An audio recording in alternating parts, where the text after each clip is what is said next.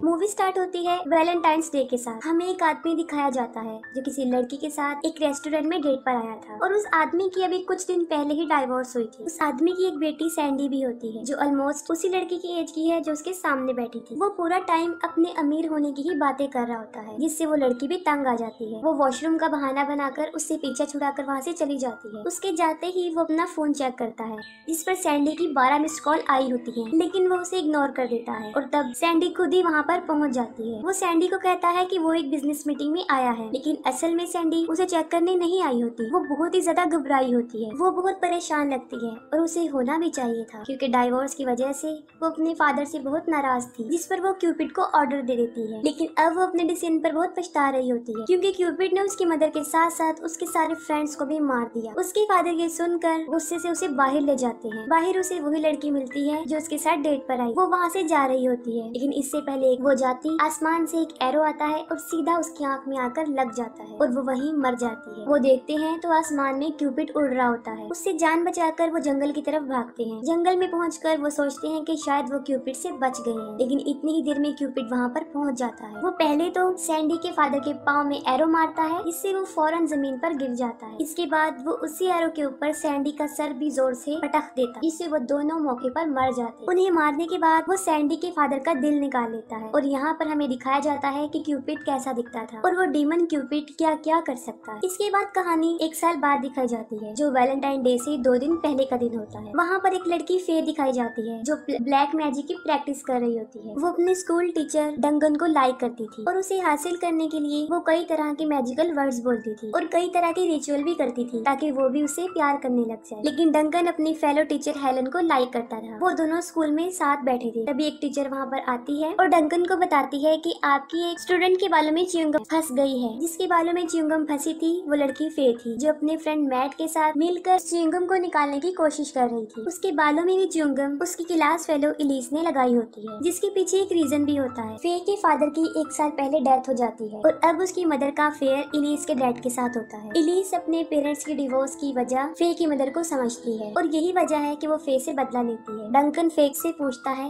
तब उसे पता चलता है कि ये हरकत इलीस ने की है। वो इलीस से मिलता है और उसे समझाने की कोशिश करता है, लेकिन वो इतनी आसानी से समझने वाली लड़की नहीं थी। फिर डंकन अपनी क्लास में पढ़ा रहा होता है और वो इलीस से एक सवाल पूछता है जिसका उसे यकीनन जवाब नहीं आता, जिस पर सब क्लास फेलोज हंसने लग जाते हैं और उसमें फे भी होती है, जिसे इलीस को बहुत बुरा लगता है। फे समझती है कि शायद उसका ब्लैक मैजिक असर कर रहा है क्योंकि डंकन उसके साथ काफी फ्रैंक होता जा रहा था। इलीस डंकन के फोन को चोरी कर लेती है और स्कूल से घर जाने के बाद वो उसके मोबाइल से फे को टेक्स्ट करती है। फे समझ जाती है कि उसके वर्ड्स असर कर गए हैं और डंकन को भी उससे प्यार हो गया है। वो काफी खुश हो जाती है और वो भी उसे खुशी खुशी जवाब देती है, लेकिन उसे जरा भी अंदाजा नहीं था कि इलीस उसके साथ क्या कर सकती। इलीस क्लासेस खत्म होने के बाद फे को मिलने के लिए बुलाती है और फे इसके लिए एग्री हो जाती है। इलीस उससे एक पिक्चर मांगती है जिस पर फे एक सेल्फी बनाकर उसे सेंड कर देती है, लेकिन वो इससे ज्यादा डिमांड करती है, जिस पर फे शर्ट के बगैर एक पिक्चर उसे सेंड कर देती है, जिसे देखकर एलिस और उसके बाकी फ्रेंड उसका मजाक बना रहे होते। अगले दिन फे को लॉकर में एक लेटर और एक रोज मिलता है, जिसे देखकर वो काफी खुश हो जाती है, लेकिन ये भी एलिस ने ही रखा होता है। फे डंकन से मिलने के लिए बहुत एक्साइटेड हो जाती है। उसका फ्रेंड मैट उसके पास आता है और कल होने वाले वैलेंटाइन डे डांस के लिए उससे पूछता है, जिस पर फे मना कर देती है। दूसरी तरफ हमें पता चलता है कि एलिस असल में एक प्लान बना रही होती है। वो फे को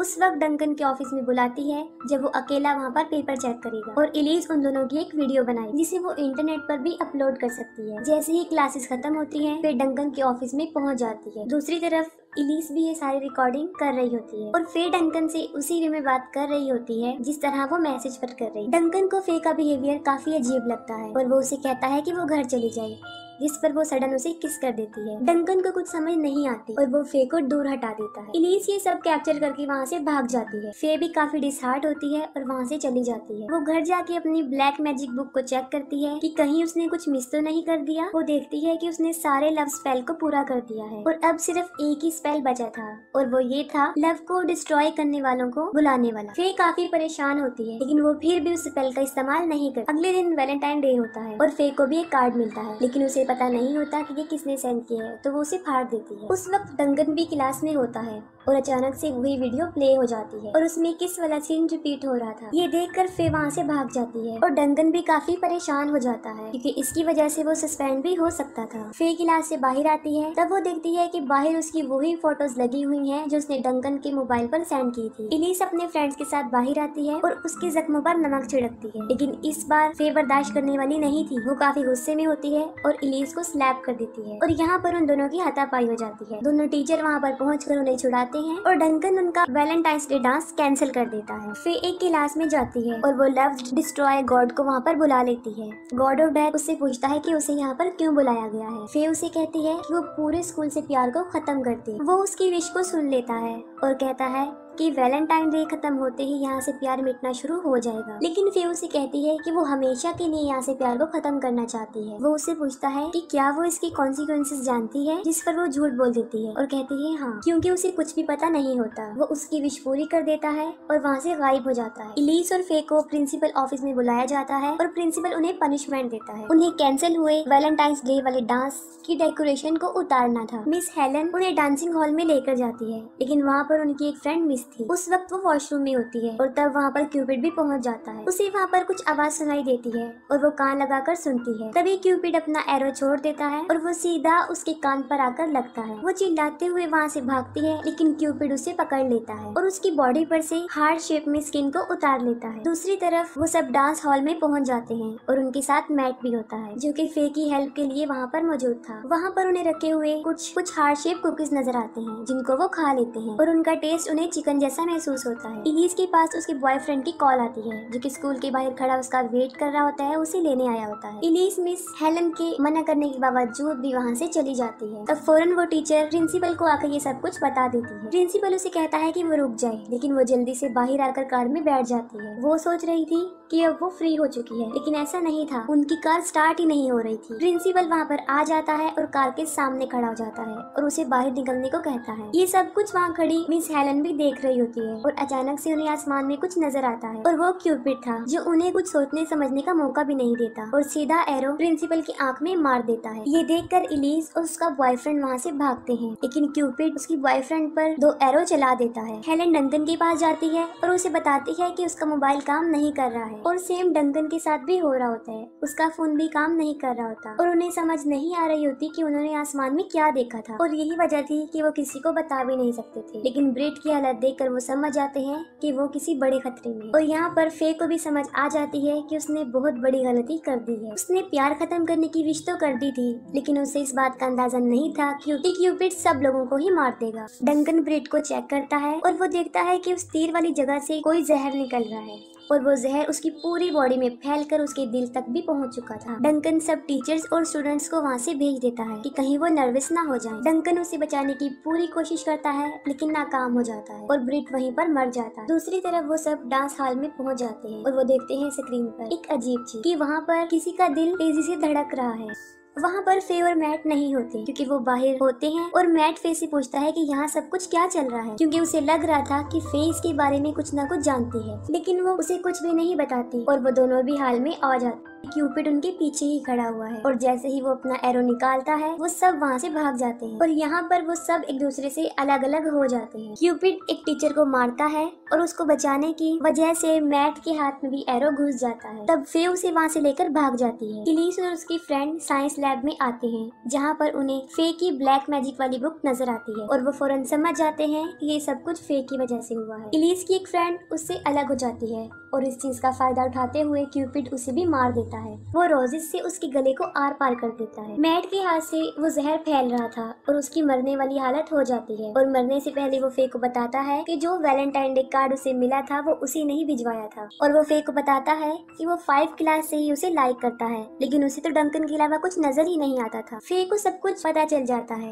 और वो उसे कहती है कि वो उसके छोटे भाई जैसा है। फिर उन लोगों को लीना की बॉडी मिलती है और वो समझ जाते हैं कि वो हार्ड कुकीज किस चीज के बने हुए थे। इतनी देर में डंकन और हेलन भी वहाँ पर पहुँच जाते हैं और वो मैट का हाथ देकर बताते हैं कि मैं इसे बचा सकता हूँ। वो सब साइंस लैब में जाते हैं जहाँ इलीस उन लोगों को बता देती है कि ये सब किया धरा फे का है। तब फे भी इस बात को एक्सेप्ट कर लेती है कि उसने ब्लैक मैजिक का यूज करके ही क्यूपिड यानी गॉड ऑफ डेथ को बुलाया है और अब जो मैट मरने होने वाला है उसकी वजह भी फे ही है। एलिस और उसकी फ्रेंड अपनी बाकी दोनों फ्रेंड्स को ढूंढने के लिए वहाँ से चली जाती है। डंकन मैट को बचाने के लिए उसका हाथ काटने का फैसला लेता है ताकि वो जहर फैलता हुआ उसके दिल की तरफ ना चला जाए। उधर एलिस और उसका फ्रेंड डांस हॉल में पहुँचते हैं। वहाँ क्यूपिड उन पर हमला कर देता है। एलिस अपने फ्रेंड को वहाँ पर छोड़कर भाग जाती है और क्यूपिड उसे जान से मार देता है। डंकन मैट का हाथ काट के उसे बचा लेता है और फिर यहाँ पर खुद को एक्सपोज करती है कि कैसे वो ब्लैक मैजिक का यूज करके ताकि डंकन भी उससे प्यार करने लग जाए। डंकन इस सब की परवाह किए बगैर उसे पूछता है कि अब क्यूपिड को कैसे रोका जा सकता है। ये उसे बताती है कि उसे रोका नहीं जा सकता, वैलेंटाइन डे खत्म होते ही वो वहाँ से चला जाएगा। डंकन देखता है कि वैलेंटाइन डे खत्म होने में सिर्फ 10 मिनट रह गए थे और अपनी जान बचाने के लिए उन्हें किसी तरह 10 मिनट तक खुद को छुपा कर रखना था, सेव रखना। लेकिन ये एक मुश्किल काम था।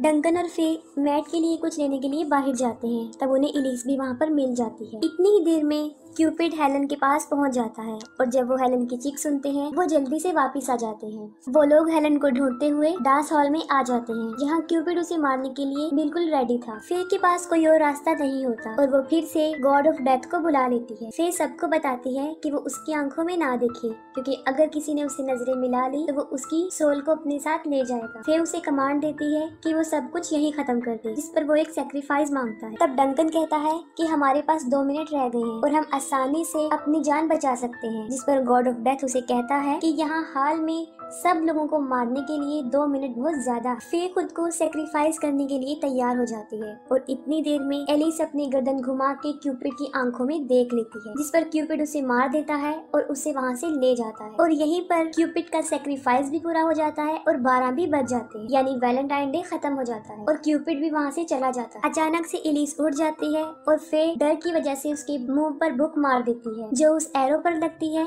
और वो मर जाती है। इसके बाद हेलन मैट को हॉस्पिटल लेकर जाती है। फे डंकन से माफी मांग लेती है और तब डंकन उसे किस करता है और यहीं पर फे के लव स्पेल काम करने लगते हैं और इसके साथ ही ये मूवी एंड हो जाती है।